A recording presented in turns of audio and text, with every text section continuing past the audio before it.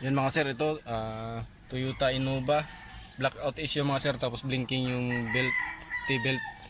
Tapos magpapapalit na rin si sir ng backlight kasi medyo madilim na rin yung ibang parts. Yan, papundin na rin halos lahat. Tapos ano mga sir, galing pa silang Bicol. Yan, tapos uwi rin sila agad mamaya pag after rin to ma-repair.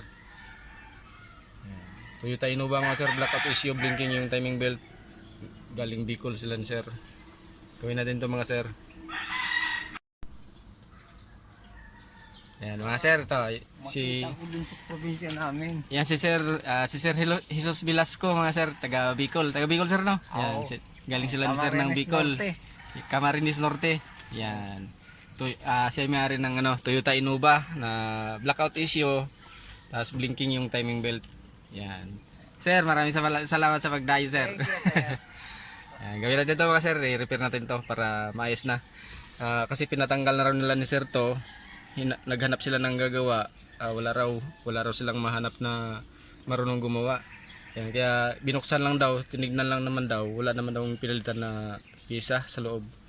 Yan, nakababa yung mga needle na wala sa align. Yan, gawin natin to mga sir. Yun mga sir, ito na yung panel gauge ng Toyota Innova na galing pa sila ni sir ng Bicol. Camarines Norte daw. Dinayo tayo ni sir para ipagawa tong panel gauge siya. Blackout issue mga sir, tapos blinking yung T-belt. Walang display, hindi gumana lahat ng gauge niyan mga sir.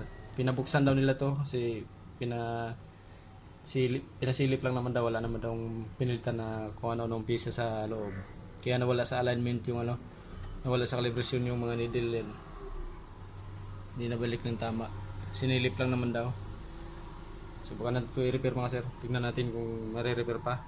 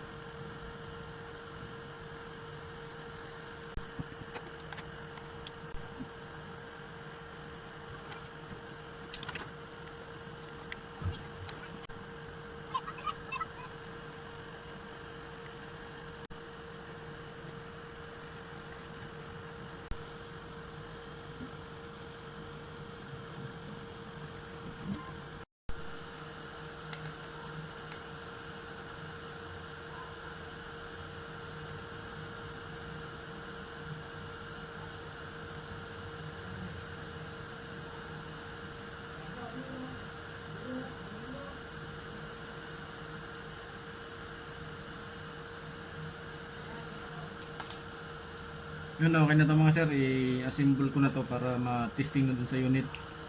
Yan, bali napalitan ko na yung lahat, napalitan pisa mga sir, tapos pati mga backlight, napalitan na lahat ng backlight. Puti sa gitna, blue sa magkabilaan, yun daw gusto ni sir, nakita din sa iba kong mga ginawa. Blue magkabilaan, dito sa gitna puti. I-assemble ko na ito mga sir, tapos i-testing ko na sa unit. Yan mga sir, to okay na yung mga sir yung panel gauge ng Toyota Innova, blackout issue, blinking yung timing belt. Yan, kaya lang may problema sa tingin ko nito sa sending unit o kaya dun sa wirings ang may problema. Dito sa temperature mga sir, hindi umangat to. Kasi baka nadali yung yung connection nito, kaya yung baka pwedeng sensor ang may problema o baka nahugot lang yung sakit kasi nilinisan daw ang makina nito after i-repaint kasi bagong repaint to eh.